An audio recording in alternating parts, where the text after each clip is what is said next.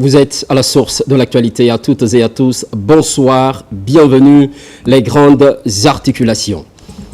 Situation sociopolitique. Le porte-parole du gouvernement s'exprime face à la presse. Ousmane Gawal Diallo et son adjointe Diami Diallo.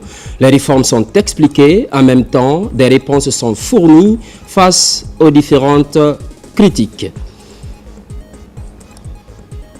Aux États-Unis d'Amérique, les Guinéennes de la diaspora manifestent de l'intérêt pour leur pays d'origine, des ambitions axées sur le développement de la Guinée. À travers une association, elles l'ont fait savoir à la ministre en charge de la femme. Renaissance des ballets africains de Guinée, offensive du département de la culture, l'appui des représentations diplomatiques est vivement sollicité, une mesure permettant de faciliter la mobilité des artistes à l'international. C'est tout pour les titres. À l'instant même sur ce plateau, Kadiatou Kaba avec moi pour le contenu de cette série de décrets. Décret D 2026-0065 PRG SGG portant nomination d'un officier supérieur à titre exceptionnel. Le président de la République, vu la Constitution, décrète, article 1er. Le médecin capitaine Suleiman Diakité, matricule 27584G, est nommé commandant à titre exceptionnel. Article 2. Le présent décret qui abroge toutes dispositions antérieures contraires prend effet à compter du 1er juin 2026, sera enregistré et publié au journal officiel de la République. Conakry, le 28 mars 2026, signé président Mamadi Doumbouya. Décret des 2026-66 PRG-SGG portant attribution de la médaille militaire or dans l'ordre national du mérite à titre posthume. Le président de la République, vu la Constitution, décrète. Article 1er. En reconnaissance de loyaux services rendus à la nation, la médaille militaire or de l'ordre national du mérite de la République de Guinée est décernée à titre posthume aux sous-officiers dont les prénoms et noms suivent. 1. Feu adjudant-chef Ibrahima Sori 1 Camara. 2. Feu sergent Kodjo Yaradouno, groupement des forces spéciales. 3. Feu caporal-chef cabinet Silla. Article 2. Le présent décret qui prend effet à compter de la date de sa signature sera enregistré et publié au journal officiel de la République. Conakry, le 28 mars 2026, signé le président Mamadi Doumbouya. Décret D 2026-0067 PRG SGG portant nomination d'officiers généraux au grade d'officier dans l'ordre national du Colatier. Le président de la République, vu la Constitution, décrète. Article 1er. En récompense des éminents et loyaux services rendus à la nation pour la cause de la paix, le renforcement et l'élargissement des liens de coopération entre les peuples, le grade d'officier de l'ordre national du Colatier de la République de Guinée est décerné aux officiers généraux dont les prénoms, noms et fonctions suivent. 1. Général Amara Kamara, ministre secrétaire général de la présidence de la République. 2. Général Ahmed Mohamed Ouri Diallo, ministre de la Sécurité et de la Protection civile. 3. Général David Haba, directeur de cabinet du ministère de la Défense nationale. 4. Général Ibrahima Souri Bangoura, chef d'état-major général des armées. 5. Général Bala Samoura, haut commandant de la gendarmerie nationale et directeur de la justice militaire. Article 2. Le présent décret qui prend effet à compter de la date de sa signature sera enregistré et publié au journal officiel de la République. Conakry, le 28 mars 2026, signé président Mamadi Doumbouya. Décret des 2026-68 PRG-SGG portant attribution de la médaille d'honneur du travail dans l'ordre national du mérite. Le président de la République, vu la Constitution, décrète. Article 1er. en récompense de leur dévouement, de leurs valeurs professionnelles et de leur contribution à la mise en œuvre du projet d'infrastructure ferroviaire et portuaire associé à l'exploitation des gisements de fer de Simandou, projet Simandou. La médaille d'honneur du travail est décernée aux officiers généraux dont les prénoms, noms et fonctions suivent. 1. Général Ahmed Mohamed Ouri Diallo, ministre de la Sécurité et de la Protection civile. 2. Général David Rabat, directeur de cabinet du ministère de la Défense nationale. 3. Général Ibrahima Sori Bangoura, chef d'état-major général des armées. 4. Général Bala Samoura, haut commandant de la gendarmerie nationale et directeur de la justice militaire. Article 2. Le présent décret qui prend effet à compter de la date de sa signature sera enregistré et publié au journal officiel de la République. Conakry le 28 mars 2026, signé le président Mamadi Doumbouya. Décret D 2026-0069 PRG SGG portant attribution de la médaille militaire or dans l'ordre national du mérite. Le président de la République, vu la Constitution, décrète article 1er en reconnaissance de loyaux services rendus à la nation, la médaille militaire or de l'ordre national du mérite de la République de Guinée est décernée à l'officier supérieur commandant Dantili Moriba Keïta, commandant compagnie Cobra Noir. Article 2. Le présent décret qui prend effet à compter de la date de sa signature sera enregistré et publié au journal officiel de la République. Conakry, le 28 mars 2026, signé président Mamadi Doumbouya. Décret des 2026-70 PRG SGG portant attribution de la médaille militaire or dans l'ordre national du mérite. Le président de la République, vu la Constitution, décrète. Article 1er. En reconnaissance de loyaux services rendus à la nation, la médaille militaire or de l'ordre national du mérite de la République de Guinée est décernée aux sous-officiers du groupement des forces spéciales dont les prénoms et noms suivent. 1. Lieutenant Fassiné Kamano. 2. Sous-lieutenant Yarouba Atito Konaté. Article 2. Le présent décret qui prend effet à compter de la date de sa signature sera enregistré et publié au journal officiel de la République. Conakry le 28 mars 2026, signé le général, le président Mamadi Doumbouya. Décret D 2026-0071 PRG SGG portant attribution de la médaille militaire or dans l'ordre national du mérite. Le président de la République, vu la Constitution, décrète. Article 1er. En reconnaissance de loyaux services rendus à la nation, la médaille militaire or de l'ordre national du mérite de la République de Guinée est décernée au sergent-chef Blaise Gizima, groupement des forces spéciales. Article 2. Le présent décret qui prend effet à compter de la date de sa signature sera enregistré et publié au journal officiel de la République. Conakry, le 28 mars 2026, signé président Mamadi Doumbouya. Décret des 2026-72 PRG SGG portant nomination de magistrats au grade de commandeur dans l'ordre national du mérite. Le président de la République, vu la Constitution, décrète. Article 1er. En reconnaissance d'éminents et loyaux services rendus à la nation, le grade de commandeur de l'ordre national du mérite de la République de Guinée est décerné aux magistrats dont les prénoms et noms suivent. Monsieur Ibrahima Sori de Tunkara, garde des Sceaux, ministre de la Justice et des Droits de l'Homme. Monsieur Elgassimou Diallo, avocat général près de la Cour suprême. Article 2. Le présent décret qui prend effet à compter de la date de sa signature sera enregistré et publié au journal officiel de la République. Conakry le 28 mars 2026, signé le président Mamadi Doumbouya.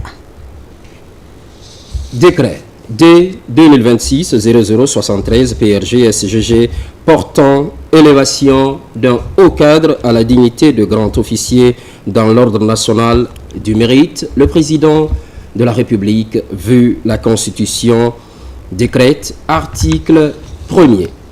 En reconnaissance d'éminents et loyaux services rendus à la nation, notamment pour sa contribution à la mise en œuvre du projet d'infrastructures ferroviaires et portuaires associés à l'exploitation des gisements de fer de Simandou, projet Simandou, M.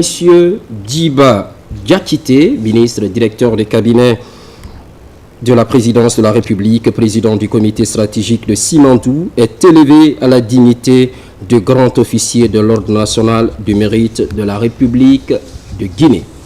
Article 2. Le présent décret qui prend effet à compter de la date de signature sera enregistré et publié au journal officiel de la République. Conakry, le 28 mars 2026, signé président Mamadi Doumbouya.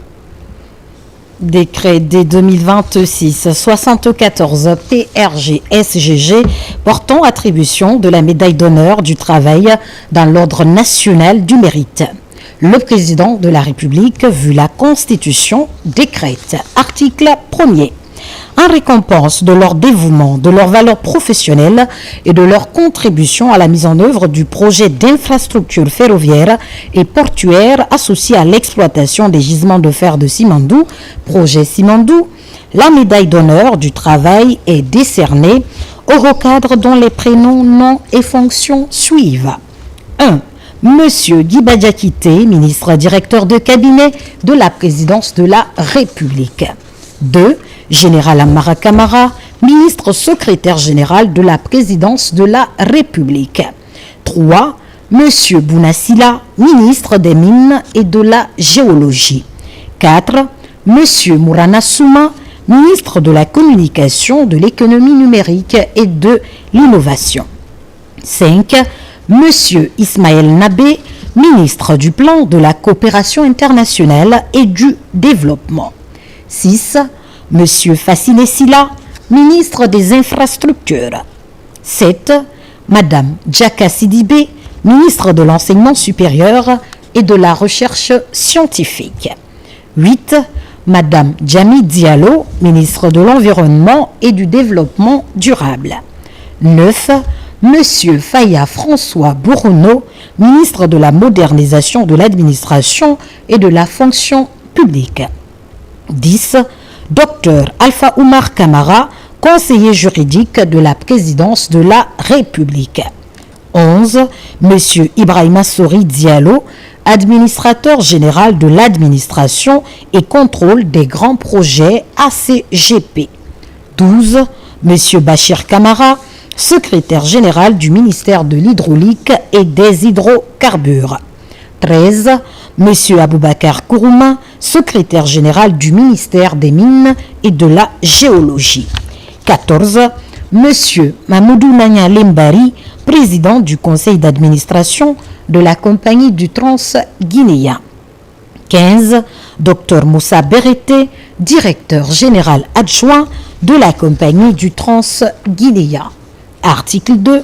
Le présent décret qui prend effet à compter de la date de sa signature sera enregistré et publié au journal officiel de la République. Conakry, le 28 mars 2026, signé le président Mamadi Doumbouya. Décret D 2026-0075 PRG-SGG portant nomination de magistrats au grade de commandeur dans l'ordre national du mérite. Le président de la République, vu la Constitution, décrète, article 1er, en reconnaissance d'éminents et loyaux services rendus à la nation, le grade de commandeur de l'ordre national du mérite de la République de Guinée est décerné aux magistrats dont les prénoms, noms et fonctions suivent. Monsieur Sidiki Kamara, procureur de la République près le tribunal de première instance de Conakry. Monsieur Abdoulaye Babadi Kamara, avocat général près de la Cour d'appel de Conakry. Article 2. Le présent décret qui prend effet à compter de la date de signature sera enregistré et publié au journal officiel de la République. Conakry, le 28 mars 2026, signé président Mamadi Doumbouya. Décret des 2026-76 PRG SGG portant nomination de magistrats au grade de commandeur dans l'ordre national du mérite. Le président de la République, vu la Constitution, décrète, article 1er.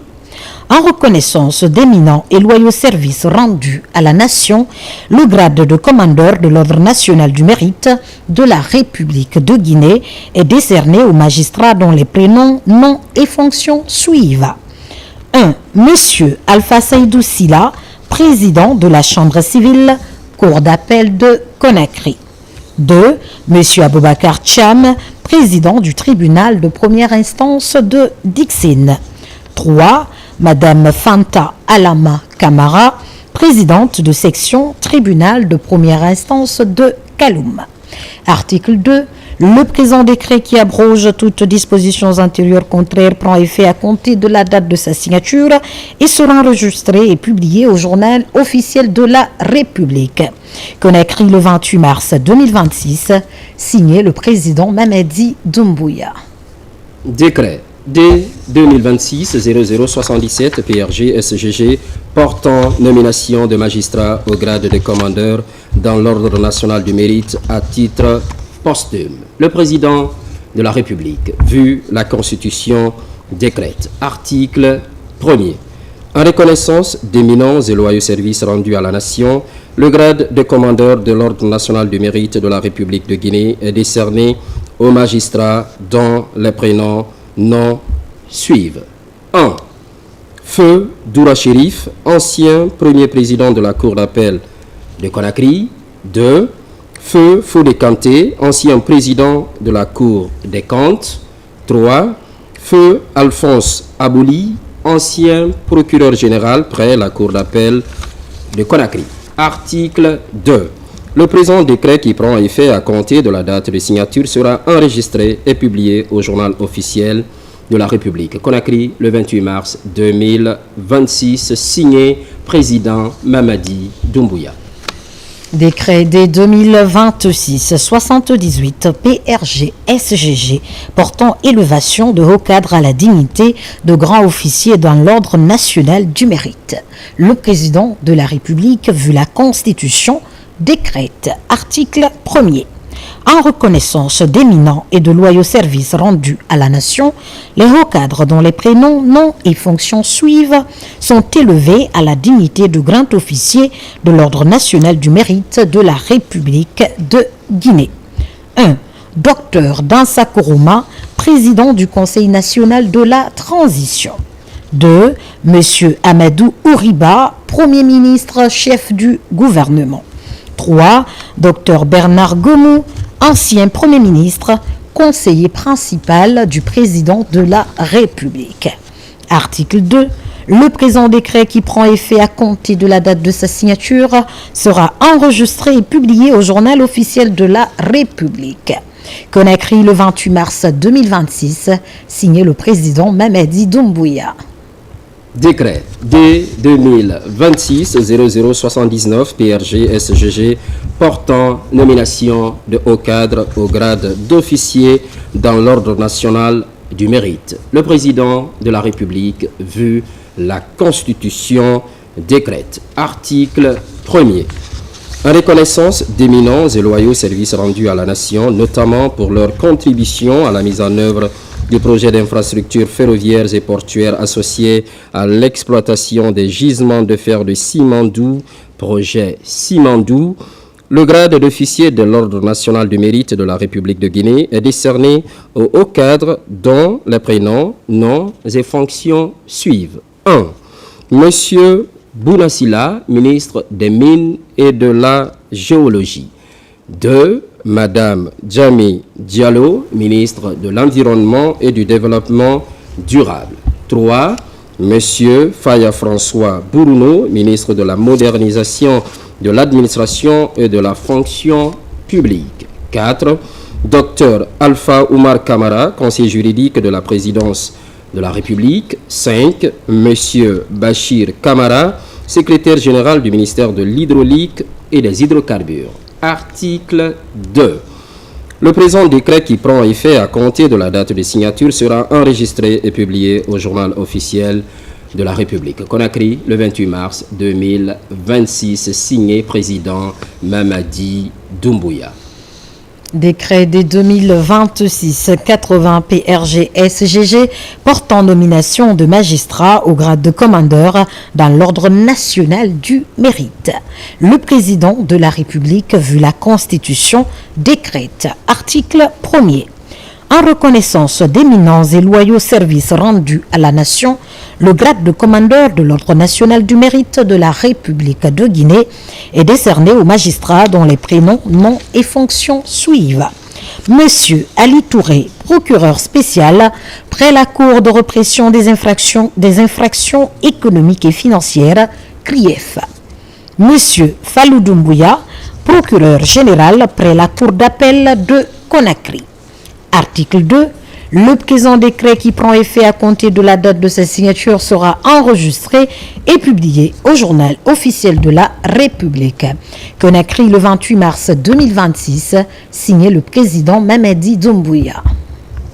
Décret D 2026-0081 PRG-SGG portant nomination de haut cadre au grade de chevalier dans l'ordre national du mérite. Le président de la République, vu la Constitution, décrète. Article 1er. En reconnaissance d'éminents et loyaux services rendus à la nation, notamment pour leur contribution à la mise en œuvre du projet d'infrastructures ferroviaires et portuaires associés à l'exploitation des gisements de fer de Simandou, projet Simandou, le grade de chevalier de l'Ordre national du mérite de la République de Guinée est décerné au haut cadre dont les prénoms, noms et fonctions suivent. 1. Monsieur Aboubakar Kourouman, secrétaire général du ministère des Mines et de la Géologie. 2. Monsieur Mamoudou Nayale Mbari, président du conseil d'administration de la compagnie transguinéenne CTG. 3. Monsieur Ibrahima Sori Diallo, administrateur général de l'administration et du contrôle des grands projets ACGP. 4. Dr Moussa Berete, directeur général adjoint de la compagnie transguinéenne CTG. Article 2. Le présent décret qui prend effet à compter de la date de signature sera enregistré et publié au journal officiel de la République. Conakry, le 28 mars 2026, signé président Mamadi Doumbouya. Décret des 2026-82 PRG-SGG portant nomination de magistrats au grade de commandeur dans l'ordre national du mérite. Le président de la République, vu la Constitution, décrète. Article 1er. En reconnaissance d'éminents et loyaux services rendus à la nation, le grade de commandeur de l'Ordre national du mérite de la République de Guinée est décerné aux magistrats dont les prénoms, noms et fonctions suivent. Monsieur Fodé Bangoura, premier président de la Cour suprême. Monsieur Sidi Souleymane Ndiaye, procureur général près la Cour suprême. Monsieur Yaya Boiro, président de chambre, Cour suprême. Monsieur Alpha Salih Bari, secrétaire exécutif du Conseil supérieur de la magistrature. Monsieur Mamadi Diawara, ancien procureur général près la Cour suprême, retraité. Article 2. Le présent décret qui prend effet à compter de la date de sa signature sera enregistré et publié au journal officiel de la République. Conakry, le 28 mars 2026, signé le président Mamadi Doumbouya. Décret D 2026-0083 PRG-SGG portant nomination de magistrats au grade de chevalier dans l'ordre national du mérite. Le président de la République, vu la Constitution, décrète. Article 1er. En reconnaissance d'éminents et loyaux services rendus à la nation, le grade de chevalier de l'Ordre national du mérite de la République de Guinée est décerné aux magistrats dont les prénoms, noms et fonctions suivent. 1. Monsieur Mohamed Fantagbe Diakité, chef de greffe près le tribunal de première instance de Dixine. 2. Madame Buntourabi Kamara, chef de greffe près le tribunal de première instance de Kindia. 3. Monsieur Tamba Ouendeno, chef de greffe près le tribunal de première instance de Bofa. 4. Mamadou Boy Bari, greffier près la cour d'appel de Conakry. Article 2. Le présent décret qui prend effet à compter de la date de signature sera enregistré et publié au journal officiel de la République. Conakry, le 28 mars 2026, signé président Mamadi Doumbouya. Décret des 2026-84 PRG-SGG portant nomination de haut cadre au grade de chevalier dans l'ordre national du mérite. Le président de la République, vu la Constitution, décrète. Article 1er. En reconnaissance d'éminents et loyaux services rendus à la nation, le grade de chevalier de l'ordre national du mérite de la République de Guinée est décerné à M.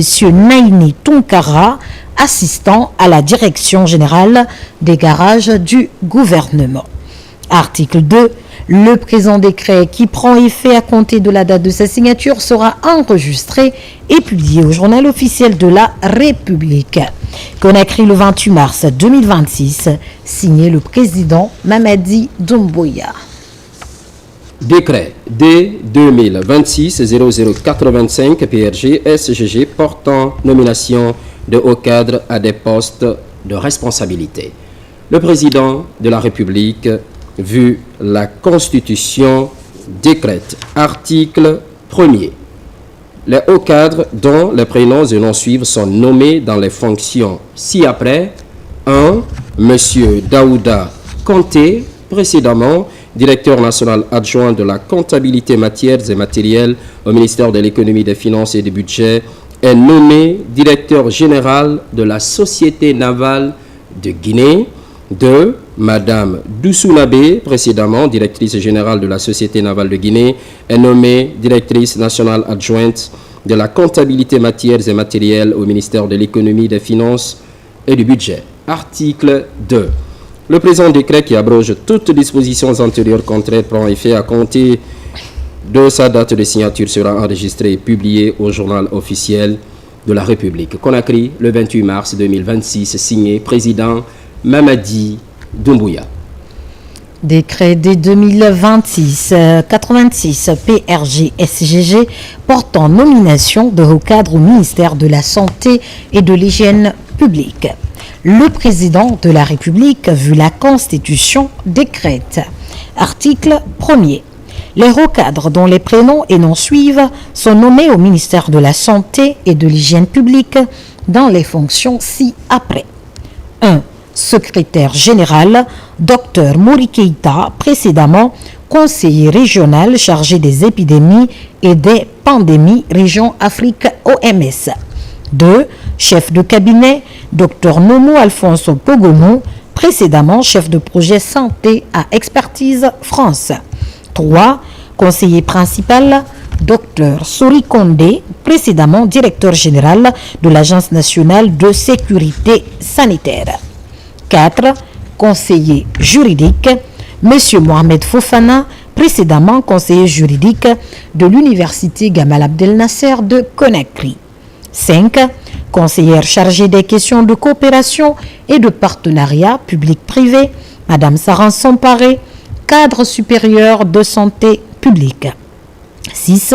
Conseiller chargé des questions de politique sanitaire et d'hygiène publique, Dr Souleymane Diakité, précédemment inspecteur régional de la santé et de l'hygiène publique de Farana.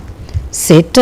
Conseillère chargée de mission, Dr Fatoumata Batouli Diallo, précédemment consultante indépendante en santé publique. Article 2. Le présent décret qui abroge toutes dispositions antérieures contraires prend effet à compter de la date de sa signature et sera enregistré et publié au journal officiel de la République. Conakry, le 28 mars 2026, signé le président Mamadi Doumbouya. Je vous remercie. Avec moi, Kadet Toukaba, pour la lecture d'une série de décrets. Merci de repasser sur ce plateau. Avec le projet Simandou, la Guinée déploie ses ailes. En plus de l'exploitation des ressources, la transformation profonde de l'économie est en discussion. Ça se passe entre le comité stratégique et la société financière internationale. Le cap est fixé, celui d'une convergence d'ambition et de vision afin de donner naissance à un nouveau modèle de croissance plus inclusif. Fatoumata Kourouman, compte rendu. À Conakry, les discussions s'intensifient autour du programme Simandou 2040, pilier de la stratégie de transformation économique de la Guinée. En mission dans la capitale guinéenne, la Société financière internationale SFI, branche du groupe de la Banque mondiale dédiée au secteur privé, multiplie les rencontres de haut niveau.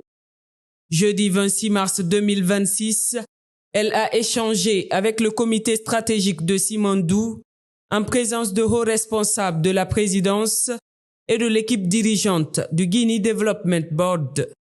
La SFI affiche une ambition claire, bâtir un partenariat de long terme, renforcer les champions locaux, créer des emplois et capter l'intérêt croissant des investisseurs internationaux pour la Guinée. J'ai entendu parler de Simandou, j'ai traité de Simandou, j'ai parlé de Simandou, j'ai discuté Simandou et j'ai un peu respiré Simandou parce que c'est le meilleur dépôt au monde et c'est ça le potentiel de transformer, je ne dirais pas non seulement la Guinée, mais de transformer l'Afrique de l'Ouest. Articuler la vision du pays autour de ce projet est une vision très claire. Nous sommes maintenant à la phase d'exécution. Je pense que la vision est très claire. La Guinée a beaucoup de ressources, il faut les transformer et transformer de la meilleure manière pour rajouter la valeur ajoutée. Secondo, la Guinée ne veut pas être limitée au secteur minier, elle veut avoir une économie qui soit diversifiée et diversifiée pour être résiliente. Nous visons à créer un partenariat qui soit un partenariat sur le long terme. Ce n'est pas arriver, faire un prêt ici, faire un prêt là et repartir.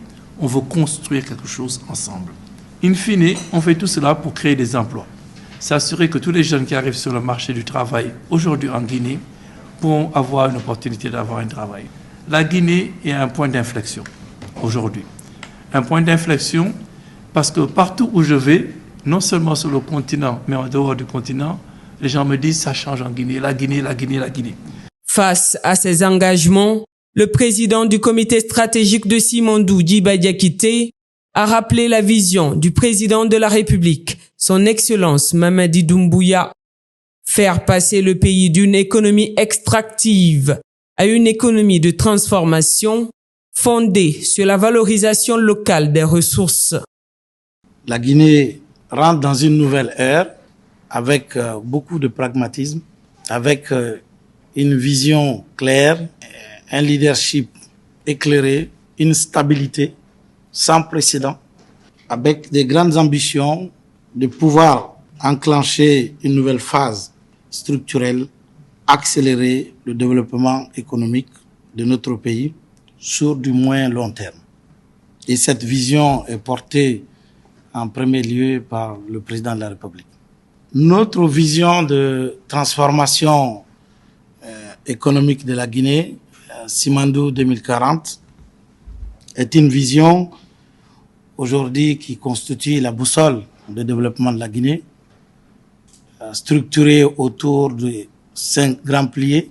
La transformation locale pour nous, ce n'est pas juste des usines, c'est surtout le respect de notre plan de contenu local, notamment avec 3 objectifs clés.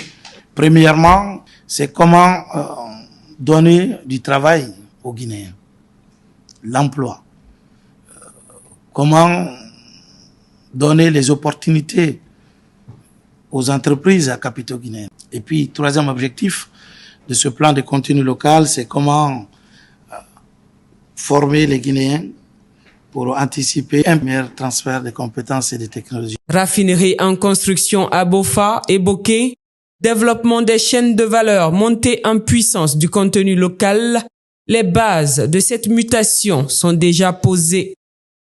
Transformer les minerais en Guinée, ce n'est plus une fatalité. L'année dernière, grâce aux orientations stratégiques du président, nous avons lancé la construction de 2 grandes raffineries de bauxite à Bofa et puis Madobali. Nous continuons des échanges stratégiques avec le département des mines, mais également des partenaires stratégiques pour continuer à faire en sorte que la chaîne de valeur puisse augmenter en Guinée. Autre priorité, produire et exporter davantage de capital humain que de matières grises. Pour y parvenir, la Guinée mise sur un secteur privé fort, appelé à mobiliser près de 40% du financement du programme Simandou 2040, appuyé par des outils structurants comme la Delivery Unit et le futur Fonds souverain. Nous avons clairement besoin du secteur privé, puisque le développement, ce n'est pas que l'État. Nous avons besoin d'accompagnement, de conseils. Nous avons besoin de structurer les projets pour le secteur privé, puisque environ pas moins de 40% du financement du programme Simandou doit venir de ce secteur privé. Nous avons commencé déjà à structurer des instruments stratégiques pour l'implémentation, tels que la Delivery Unit, mais également le Guinea Development Board, dont nous pensons que ce sont des outils aujourd'hui qui vont venir accélérer la phase d'exécution du programme. L'argent de Simandou, pour nous, c'est de l'extra-budgétaire. C'est pourquoi, avec les orientations du président, nous avons fait le choix de mettre en place un fonds souverain. Nous ne cherchons pas que du financement. Nous voulons vraiment que nos partenaires comprennent cela, que la Guinée n'est plus un pays qui cherche uniquement que du financement. Nous sommes convaincus du potentiel de notre pays. Nous avons besoin des partenaires solides comme vous, au-delà du financement, pour nous accompagner à structurer et nous accompagner dans la mise en œuvre de l'exécution de nos projets. Dans cette optique, la SFI se positionne comme un partenaire stratégique clé, appelé à intensifier ses investissements et à renforcer son accompagnement technique, notamment dans la structuration des projets et les partenariats publics-privés. Ce n'est pas seulement les engagements, c'est des réalisations. Je viens de signer à l'instant avec la société Sonoco, que vous connaissez tous très bien, un projet d'investissement où nous allons les soutenir. Nous avons identifié également dans les conversations un certain nombre de nouveaux entrepreneurs que nous ne connaissions pas, que nous allons essayer de rencontrer. Nous croyons fondamentalement que le développement de la Guinée passera par l'appui donné aux champions locaux. Simandou 2040 structure un peu la vision des autorités guinéennes en ce qui concerne les 15 prochaines années. Donc il s'agit pour nous de travailler de plusieurs manières. D'abord, d'essayer à structurer les ressources qui reviendront de Simandou, d'essayer d'appuyer pour la transformation des minerais, mais également de créer une économie diverse autour de Simandou. Au-delà des financements, Conakry attend de la société financière internationale un accompagnement technique et stratégique global, notamment dans des secteurs clés, infrastructure, agriculture, industrie et numérique. La Société financière internationale est l'institution du groupe de la Banque mondiale qui est dédiée au développement du secteur privé. Vu l'importance et la place centrale du secteur privé dans le développement et dans la mise en œuvre du programme Simandou 2040, les investissements privés estimés à près de 40% du projet, cette visite s'inscrit en ligne droite du partenariat qui a été celui entre la Société financière et la Banque mondiale durant toutes ces années, un partenariat où le groupe de la Banque mondiale a fourni de l'assistance technique, a fourni de l'investissement et du financement en République de Guinée. Donc aujourd'hui, des priorités ont été énoncées dans les infrastructures, dans le soutien aux champions locaux, dans la diversification de notre économie à travers notamment le développement de l'agriculture, mais aussi à travers l'accès au financement des PME et d'autres priorités qui ont été mentionnées. Bien sûr, le développement du corridor Simandou, autour du corridor Simandou a été également mentionné afin de tirer profit des infrastructures déjà mises en place pour promouvoir la logistique le long de ce corridor et faire de la Guinée un point d'entrée pour les importations vers les pays de la sous-région. C'est une première visite. Le programme Simandou 2040 avec les 122 méga-projets, nous devons mobiliser les 15 prochaines années plus de 200 milliards. ces 200 milliards, 40%, près de 40% doit être mobilisé auprès des secteurs privés. Donc c'était extrêmement important de venir parler aujourd'hui des projets PPP, des projets privés, mais aussi l'accompagnement de l'économie guinéenne. Et avec la Banque mondiale, c'est un partenaire privilégié à la Guinée, c'est un partenaire stratégique à la Guinée. Le programme Simandou est désormais la boussole de notre développement, qui est porté par son Excellence le Président Mamadi Doumbouya. D'ailleurs, après cette séance de travail, il y a des signatures qui doivent s'exécuter avec les champions nationaux guinéens dans le cadre de l'agriculture, mais aussi des champions que nous voulons vraiment mobiliser. Donc, il y a des projets qui ont déjà commencé et cette semaine, c'est vraiment extraordinaire. Nous avons reçu de groupes d'investisseurs qui sont venus de la Grande-Bretagne avec le UK Export Finance. Aujourd'hui, nous sommes avec la SFI et la semaine prochaine, nous serons avec BPI France. Ça veut dire que le programme Simandou est en marche. Nous avions bénéficié pour la première fois d'une notation financière et qui nous a donné une position de crédibilité économique internationale. Cette notation vient d'être consolidée par une revue encore par le cabinet spécialisé de renommée et de réputation internationale qui nous enlève de B+ avec perspective stable à B+ avec perspective positive. Cela a des conséquences. C'est l'attractivité du pays. Cette attractivité permet à l'État d'aller au niveau des guichets privés pour mobiliser des financements dans tous les domaines, parmi lesquels nous pouvons citer le domaine des télécommunications. Il vous souviendra que le domaine des télécommunications est un domaine précurseur de développement d'un pays. Il est question d'aller et d'avoir des schémas de financement dans le cadre des infrastructures numériques. Par exemple, le câble sous-marin, nous devons être à même d'avoir une trajectoire pour avoir un nombre de câbles sous-marins comme les autres pays voisins. Cela permet d'être placé comme recherche de financement au niveau de la SFI. À travers ce partenariat renforcé, la Guinée confirme son ambition, faire de Simandou un levier de transformation structurelle au service d'une croissance inclusive, durable et portée par un secteur privé compétitif. Une dynamique portée par la vision du président de la République, son Excellence Mamadi Doumbouya, celle d'un pays qui valorise ses ressources, renforce son secteur privé et mise sur son capital humain. Avec le programme Simandou 2040, la Guinée trace ainsi le chemin d'une croissance durable au service de tous. On enchaîne avec la situation sociopolitique, réforme économique et réponse aux différentes critiques.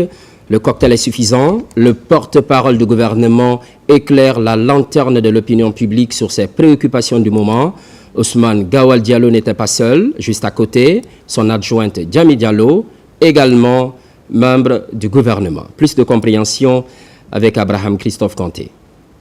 Dans un contexte marqué par des réformes politiques profondes, le porte-parole du gouvernement et son adjointe sont face à la presse pour faire le point de l'actualité sociopolitique du pays. Les questions comme la dissolution de certains partis politiques, les difficultés d'accès aux liquidités dans les banques, ce sont là des sujets débattus. Les acteurs bancaires, des acteurs économiques ont été mobilisés pour donner leur point par rapport à ça. Ce qu'il faut retenir, c'est que les autorités ont fait un effort considérable de très grande envergure dans notre pays et qu'on peut le dire que c'était inédit.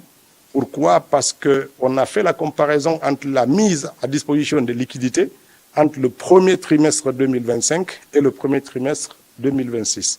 En 2025, aux 3 premiers mois de l'année, 66 milliards en cash a été mis à disposition des banques. Cette année, pour la même période, près de 908 milliards de francs ont été débloqués vis-à-vis des banques. Vous comprendrez, c'est quelque chose quand même qui est étonnant.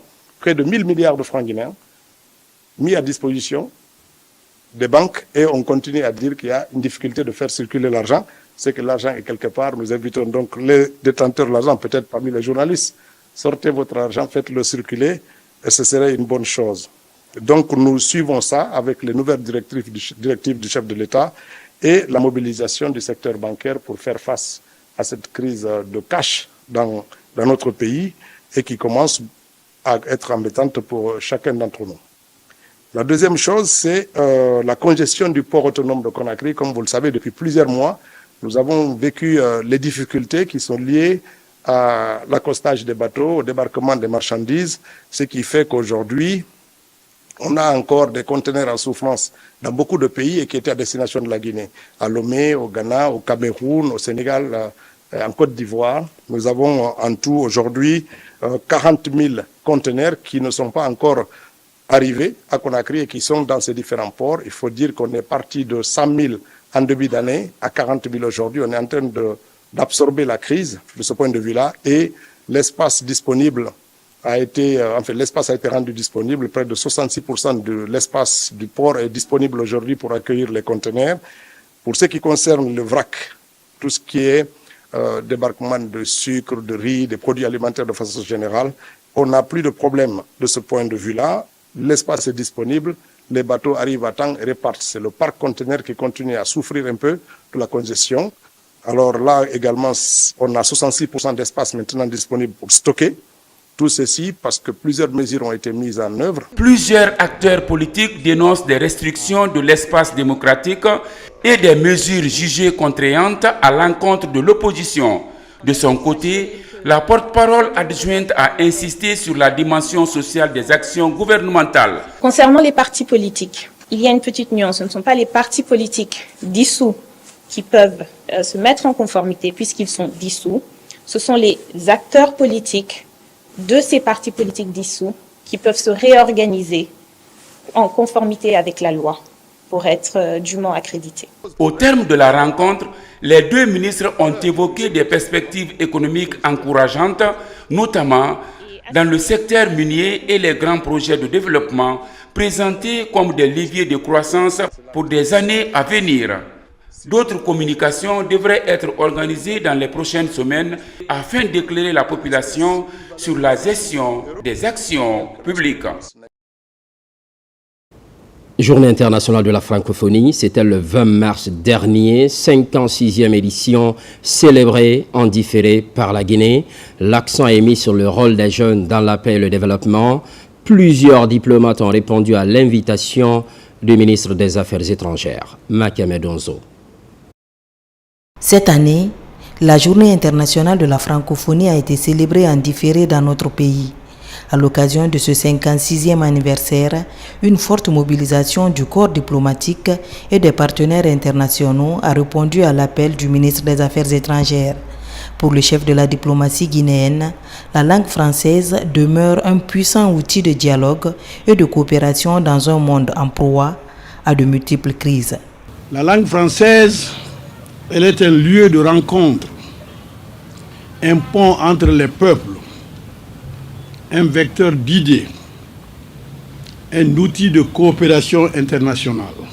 Dans un monde aujourd'hui d'incertitudes profondes, avec des crises sécuritaires, des tensions géopolitiques, des fractures sociales, des défis climatiques, la francophonie apparaît comme un baume particulier, un lieu de concertation, un lieu d'échange, un lieu de tolérance et donc un lieu d'espoir. Dr Maurice Anda Kouyaté est également revenu sur le retour de la Guinée au sein de l'organisation en septembre 2024, saluant l'accompagnement de l'institution dans le processus de transition. Permettez-moi, avec émotion, d'exprimer au nom du président de la République la profonde gratitude de la République de Guinée à l'Organisation internationale de la francophonie et à sa secrétaire générale, Mme Louise Mouchiki-Wabo. Ce soutien politique, technique et institutionnel a été déterminant pour notre pays. Déterminant dans l'initiation des réformes, dans le renforcement de la capacité de nos institutions et à faire de notre pays un pays normal, normalisé. La crédibilité est revenue grâce à la vision du président de la République, grâce au courage du peuple de Guinée. Placée sous le thème Génération Z, Génération Paix, cette célébration met l'accent sur le rôle clé de la jeunesse dans la construction de la paix et du développement. Le gouvernement guinéen entend ainsi renforcer l'implication des jeunes, notamment à travers le programme Simandou 2040, qui vise à soutenir leur participation au développement national. Place au développement local, financement de plusieurs projets, le processus relancé à travers un couloir d'échange. L'Italie et les États-Unis sont concernés. Autour de la table, les diplomates de ces deux pays et le ministre de l'administration du territoire. Il est essentiellement question de faire la situation des projets communautaires financés par ces institutions. Amadou Touré, Seydou Bassila. La relance et la facilité d'exercice pour le personnel des programmes et projets communautaires financés par l'Italie et les États-Unis en Guinée, le renouvellement des conventions et s'enquérir de l'évolution des différents frontaliers entre la Guinée et certains pays voisins comme le Libéria et la Sierra Leone étaient entre autres sujets abordés par le ministre de l'administration du territoire et de la décentralisation et ses diplomates italiens et des États-Unis en Guinée. On a assuré que tous les projets de coopération italiens en Guinée sont implémentés par tous les partenaires qui sont officiels, les ministères guinéens, les agences des Nations Unies, les ONG italiennes et leurs partenaires locaux, dans un cadre de respect des lois. En Guinée, on a nos priorités sont liées au contrôle des frontières, à la santé et aussi à la promotion d'investissements avec les compagnies américaines. En recevant ces missions diplomatiques, le ministre Ibrahima Khalil Condé a rassuré ses partenaires de la disponibilité du gouvernement à faciliter l'exécution de ces initiatives en faveur des collectivités locales. Ça a été l'une de leurs préoccupations, mais nous n'avons pas manqué de les mettre à l'aise que tout va bien. Alors, le président de la République, Mamadi Doumbouya, a invité ces deux homologues du Libéria et de la Sierra Leone. Et ils sont venus, se sont entretenus. Nous avons donné, n'est-ce pas, la certitude que tout va excellemment bien dans nos frontières. Ces différentes rencontres augurent la mise en exécution d'un programme dynamique de développement et d'émergence des collectivités locales, comme ambitionné par le président de la République, son Excellence M. Mamadi Doumbouya, en faveur des zones rurales. Coopération bilatérale, forum d'affaires France-Guinée, événement prévu ce 31 décembre. Il est conjointement organisé par BPI France et le ministère du Plan. Au cours d'un point de presse, l'ambassadeur de France réaffirme l'engagement de son pays à travailler avec les autorités guinéennes dans le cadre de Simandou 2040. Moussa Bangoura. La France réaffirme son engagement à travailler avec les autorités guinéennes pour mieux accompagner le programme de développement socio-économique.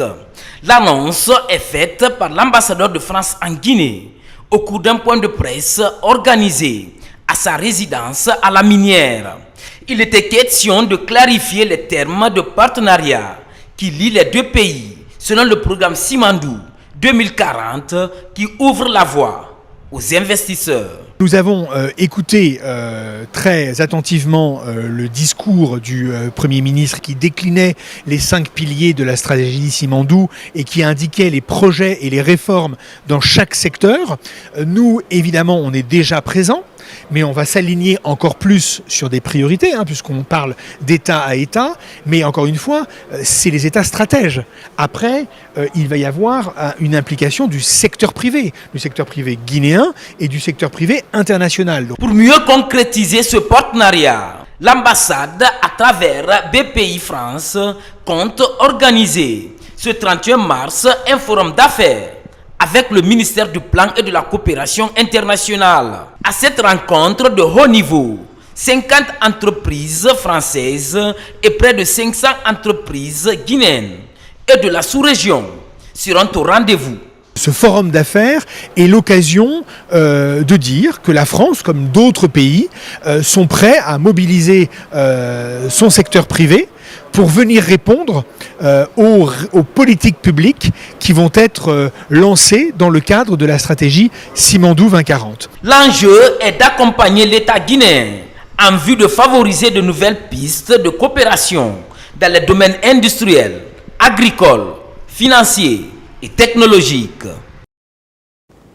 Modernisation de l'administration publique. La Direction générale des impôts organise une session de formation à l'endroit de ces cadres. Pendant 3 mois, quelques 105 agents seront outillés sur les référentiels de l'administration publique guinéenne, l'éthique professionnelle et la rédaction administrative. Mamadi Terna Kamisoko. Dans cette salle, prend forme une collaboration d'envergure entre 2 institutions stratégiques de l'État guinéen, la Direction générale des impôts et l'École nationale d'administration ENA de Guinée.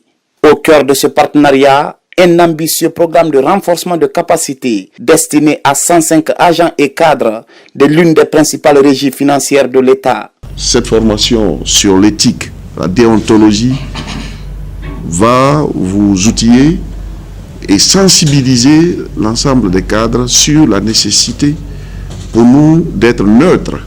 Les efforts de modernisation, de digitalisation de vos services et d'amélioration de la gouvernance traduisent une vision claire et ambitieuse au service de la mobilisation des ressources publiques et du développement de notre pays.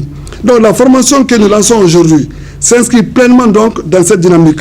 Au-delà de l'appropriation des textes juridiques, les modules dédiés à la communication et à la rédaction administrative retiennent particulièrement l'attention. Les participants apprendront à structurer efficacement leur écrit professionnel, à améliorer la qualité de leur correspondance et à adopter une communication plus claire dans l'exercice de leurs fonctions. À travers cette initiative, Monsieur le ministre réaffirme sa conviction que la transformation de notre administration passe avant tout par la qualité des ressources humaines, mais aussi par la promotion des valeurs fortes telles que la rigueur, la transparence et le sens du service public.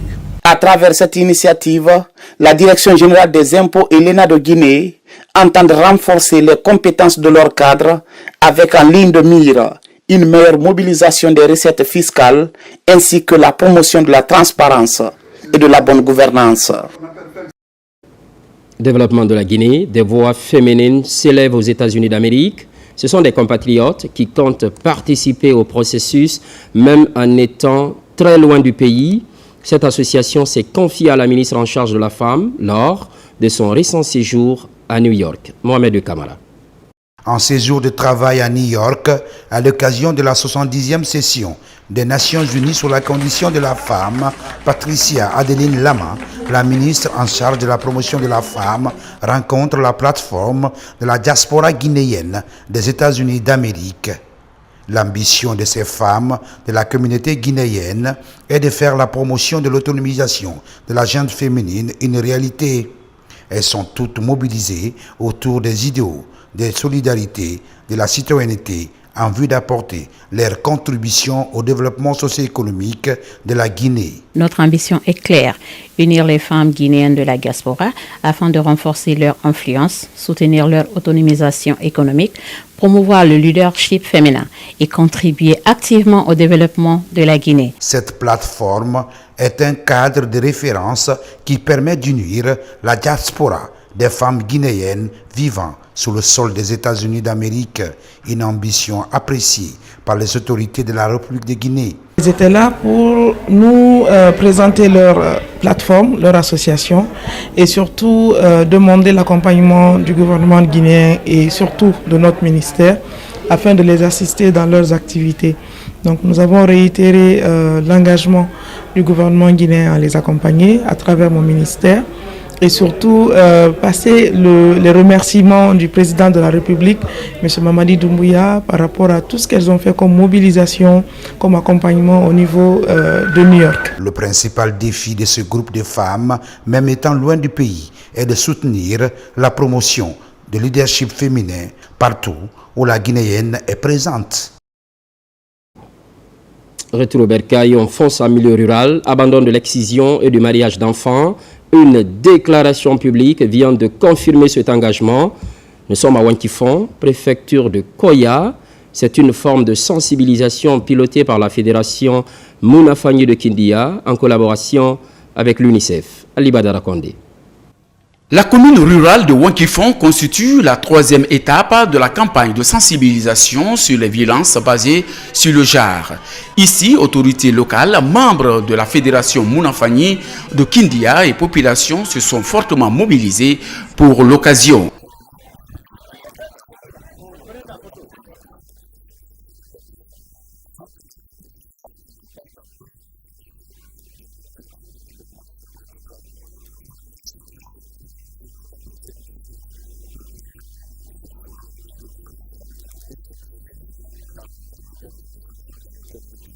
Au centre des débats, les conséquences de ces pratiques sur la santé, l'éducation et les droits des jeunes filles.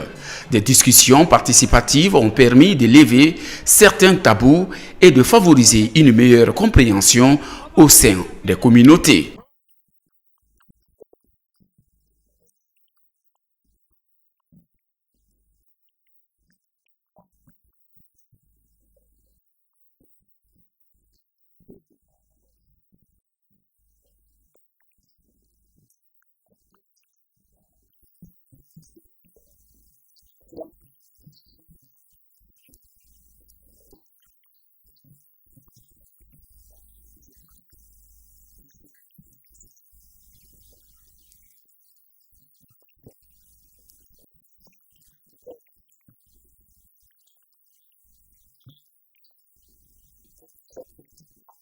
Ces séances de sensibilisation sont mises en œuvre par la Fédération Mounafani de Kindia avec l'appui technique et financé par l'UNICEF dans le but de protéger les droits des enfants et promouvoir leur bien-être. On ne change pas de sujet. Lutte contre les mutilations génitales féminines dans la commune de Matam. Un serment solennel est pris pour l'abandon des MGF et cela de façon définitive, une volonté affichée par plusieurs quartiers et secteurs. Sona Sayou. À Togiwondi, dans la commune de Matam, autorités locales, leaders religieux et populations sont mobilisés autour d'une déclaration publique d'abandon des mutilations génitales féminines, une pratique encore largement répandue en Guinée. L'initiative s'inscrit dans le cadre du projet visant à accélérer le changement des normes sociales pour promouvoir l'abandon des MGF dans la région de Conakry. Grâce aux efforts louables de l'ONG, Tostan et ses partenaires UNICEF, à cet égard, nous prenons l'engagement ferme de dénoncer toute pratique de l'excision et du mariage aux autorités compétentes. L'organisation de cette journée mettra d'une part en évidence l'interpellation des autorités politiques, les acteurs sociaux à tous les niveaux, en vue de mettre chacun devant ses responsabilités pour une prise de conscience collective, afin de mettre fin à cette problématique de VBG, y compris les mutilations génitales féminines. La rencontre est marquée par la lecture et la signature du serment d'abandon par les autorités. Des échanges ont aussi lieu avec des jeunes filles non excisées, symbole d'une évolution progressive des mentalités au sein des communautés. En décidant de protéger vos filles des complications physiques et physiologiques liées au MGF, vous devenez des modèles pour toute la communauté. L'UNICEF sait que l'abandon d'une coutume ne fait pas par la contrainte. On va essayer de mettre les comités de surveillance dans ces quartiers, dans ces secteurs, bref, dans ces localités qui ont déclaré aujourd'hui publiquement qu'ils abandonnent l'excision et les mariages des enfants au niveau de leur comité, au niveau de leur famille, au niveau de leur secteur. À Matam, cette déclaration marque une avancée significative. Le défi reste désormais de traduire cet engagement à un changement des mentalités. Mars, mois de la femme. Le temps s'épuise et il faut profiter des derniers instants en renforçant la lutte contre la mortalité maternelle et infantile. Des kits hygiéniques sont offerts au centre de santé Bernard Kouchner et celui de Ratoma. Assistance de l'ANAIM, Agence nationale d'aménagement des infrastructures minières. Aboubakar Djabi.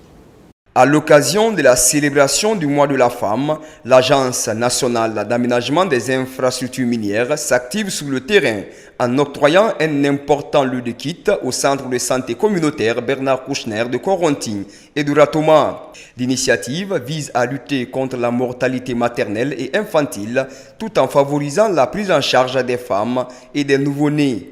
La Naïm obéit à un des piliers de Simandou, qui est la santé. C'est pour ça que nous sommes là aujourd'hui. Je demande à tous, étant médecins, de suivre la déontologie et de travailler correctement.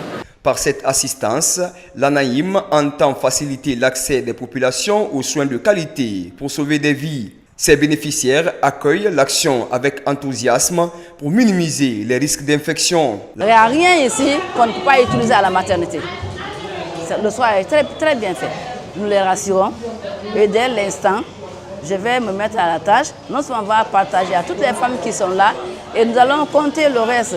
Pour une période, toute femme qui mettra à pied en état, en consultation ou pour l'accouchement aura sa part. Je suis très heureuse et contente aussi de vous avoir, de nous honorer ce matin avec cette joie. Et très heureuse aussi de voir mon prince dans mes deux bras. Merci beaucoup, je vous félicite tellement. Merci beaucoup. En apportant cette assistance en kit hygiénique et en jouets pour enfants, la direction générale de l'ANAïM continue de poursuivre ses actions en faveur des femmes guinéennes. Dans les jours à venir, elle entend démultiplier ce genre d'initiatives en vue de renforcer les capacités des structures sanitaires publiques pour une meilleure prise en charge des femmes et des nouveau-nés.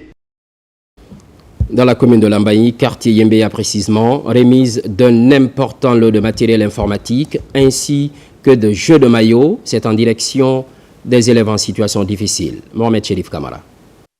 Cette cérémonie de remise de dons s'est tenue au groupe scolaire anglais Conakry Reliance, situé à Yembéa dans la commune de Lambaye.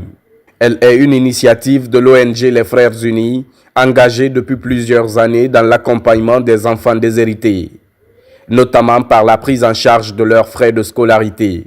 À cette occasion, des outils informatiques et des jeux de maillot ont été remis aux élèves bénéficiaires. On est tellement contents, plus que le mot même, on ne sait même pas quoi dire à ONG qui nous a pris notre enfant en charge. Donc, ce n'est pas aujourd'hui qu'ils sont commencés, ça fait très longtemps qu'ils sont commencés. C'est eux qui payent la scolarité et font le cadeau chaque année. Que Dieu donne la santé et la possibilité à l'ONG. En mois de novembre, nous les avons reçus ici. Ils ont décidé d'accompagner certains de nos élèves. Donc, ils ne sont pas à leur premier geste. C'est le lieu de dire merci. Pour l'année scolaire 2025-2026, l'initiative a été élargie à d'autres élèves de l'établissement, au-delà des bénéficiaires habituels. L'objectif est de soutenir les familles en difficulté et de redonner espoir aux enfants démunis. Soutenir des enfants dans cette école, n'est-ce pas, pour nous, ça va encore booster, n'est-ce pas, nos enfants pour postuler au niveau national et au niveau international. Nous avons mis à la disposition de l'établissement quelques ordinateurs et puis on a distribué quelques tablettes pour que les enfants puissent apprendre très tôt l'informatique. En marge de l'activité, l'ONG a également procédé au paiement de reliquats des frais de scolarité des élèves pris en charge. Une action qui témoigne de son engagement constant en faveur de l'éducation, notamment pour les enfants issus de milieux défavorisés en Guinée. Éducation, littérature, Salon des bouquinistes de Guinée, c'est la 2e édition cette année. Thème retenu, livres et citoyenneté, le bouquiniste, acteur de paix et de cohésion sociale. La démarche est fédératrice et encourage le professionnalisme. Mounir Bari. Cette 2e édition du Festival des bouquinistes de Guinée se veut innovante. Les acteurs du secteur du livre mettent les bouchées doubles pour promouvoir la culture, la science et l'éducation. L'occasion est mise à profit par ces vendeurs de livres, auteurs, éditeurs, élèves, étudiants et enseignants-chercheurs de se retrouver. Au-delà des expositions et ventes de tables rondes, de panels et conférences scientifiques sont axés sur l'importance du livre. Ici, c'est la culture qui est là, Donc nous invitons les élèves, les étudiants à venir vraiment voir l'exposition que nous avons faite, surtout ce que les bouquins, quand vous sortez au dehors, vous allez voir les élèves, les livres exposés. Nous faisons vraiment la promotion de la lecture. Recevoir un festival des bouquinistes au sein du CCFG, je pense que c'est le même travail et nous visons les mêmes objectifs, la promotion de la lecture au niveau des jeunes. Le Centre culturel franco-guinéen a servi de cadre à cette deuxième édition du Festival des bouquinistes de Guinée, une rencontre culturelle et éducative qui mobilise les élèves de Kaloum, Dixine, Matoto et Ratoma. Je suis venu ici pour assister. Lire, c'est très bon parce qu'il apprend à une personne de connaître quelque chose que tu ne connais pas. Je les encourage à pérenniser ce genre d'activité parce que non seulement ça y va dans la culture de notre pays, ça y va dans l'émancipation de notre culture. Les acteurs de l'éducation et des livres travaillent en synergie d'action pour faciliter l'accès aux livres à moindre coût. L'objectif est de promouvoir le patrimoine historique et culturel en donnant une seconde vie aux ouvrages. Renaissance des ballets africains de Guinée, offensive diplomatique sous la coupe du département de la culture, l'appui des représentations diplomatiques est vivement réclamé. Il s'agit de faciliter la mobilité des artistes à l'international. Cerise sur le gâteau, une prestation scénique digne des ballets africains de Guinée. Ousmane Ba, Mamadou Djoumaba. Un spectacle époustouflant teinté de toutes les couleurs, marquant la renaissance des ballets africains de Guinée en léthargie depuis une vingtaine d'années. Un retour qui se veut triomphal sur la scène internationale comme de par le passé. Sur scène, une démonstration de force à travers ce scénario dénommé Mansa Moussa, destiné au marché mondial. Le ministère de la Culture a convié toutes les représentations diplomatiques accréditées en Guinée pour solliciter leur appui. Le ministère de la Culture, du Tourisme et de l'Artisanat ambitionne de porter ce spectacle dans vos pays respectifs, sur vos scènes nationales, dans vos festivals et vos institutions culturelles. Nous comptons sur votre appui, votre engagement pour faciliter la réalisation de tournées internationales qui feront des ballets africains de Guinée, une fois encore, les ambassadeurs de la culture africaine dans le monde. Sur scène, percussion, chorégraphie, chant et danse avec des empreintes indélébiles dignes de la marque des ballets africains de Guinée.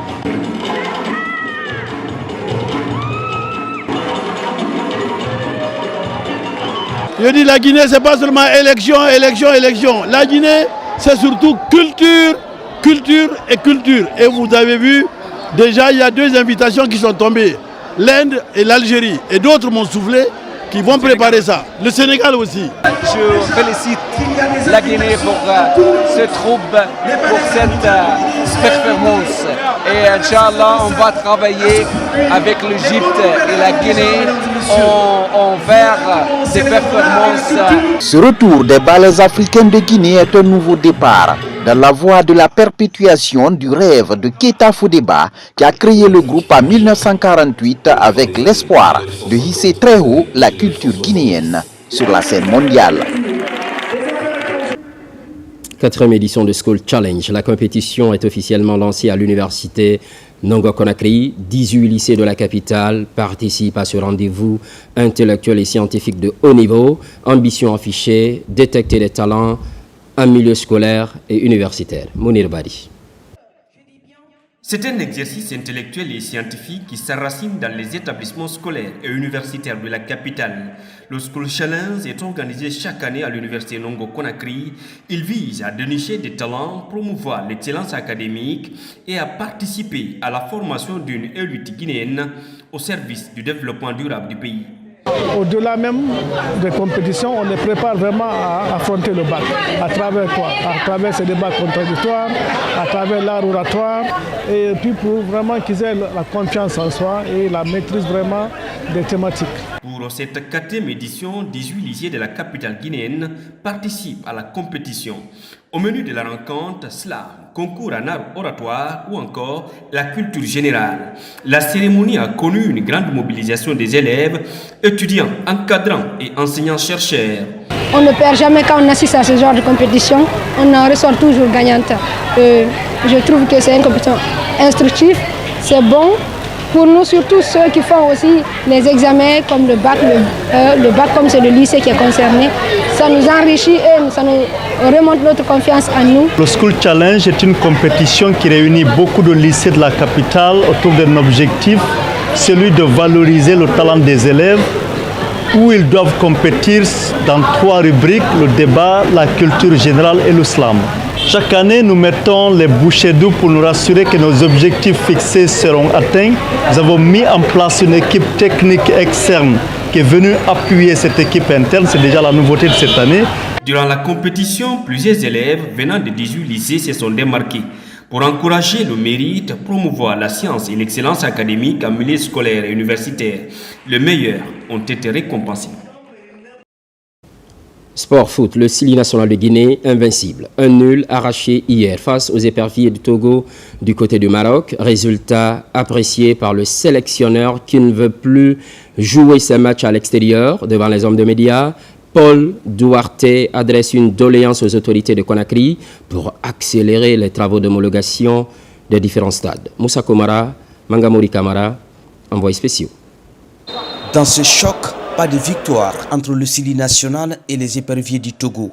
Mais dès l'entame du jeu, les Togolais affichent leur intention. Pressing, récupération et volonté de jouer vers l'avant. La domination est palpable. À la 25e minute, le Togo obtient un pénalty transformé par son numéro 10. Les occasions s'enchaînent dans les 2 camps. Au retour des vestiaires, le sélectionneur guinéen opère 4 changements à la fois pour chercher l'équilibre. Grâce à une erreur défensive, le Togo obtient un second pénalty qui sera marqué à la 83e minute par son numéro 7. Dans la foulée, le Sili national sort dans sa zone de confort, confirme ses qualités et son organisation collective.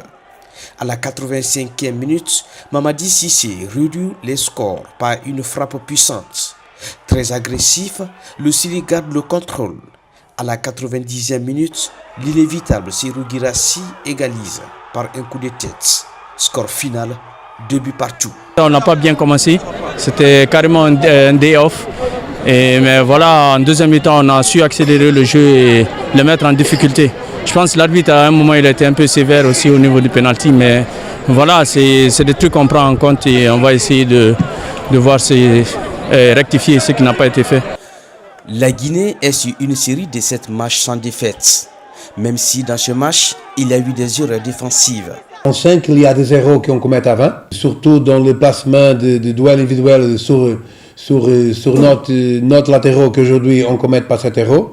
On fait de tout pour arrêter le contre-attaque de l'adversaire. Le joueur commence à savoir qu'est-ce que je veux dans le processus offensif, mais quand on n'a pas la balle, comment on doit réagir. On a toujours une évolution. Sans stade homologué, le Sili joue ses matchs amicaux et officiels à l'extérieur sans son public. On a besoin de jouer chez nous. On a besoin de jouer à Guinée. Le public a besoin de voir match en Guinée. La qualification pour la CAN se fait en Guinée. Ce n'est pas au Maroc, avec respect au Maroc, j'adore, parce qu'il y a des terrains fantastiques, mais ici, il n'y a pas de public. Prochain match du Sili national, ça sera contre le Bénin, le 30e mars à Casablanca. Pour être plus complet, les joueurs du Sili national et toute la délégation sont déjà arrivés cet après-midi à Casablanca où ils doivent affronter le Bénin ce 31 mars. À peine arrivé, l'équipe a effectué son premier entraînement au stade de Raja. C'est tout pour ce soir. L'actualité évolue en Guinée, notre paradis, terre de richesse et d'innovation. Les programmes se poursuivent, constante fidélité. À toutes et à tous, à très vite.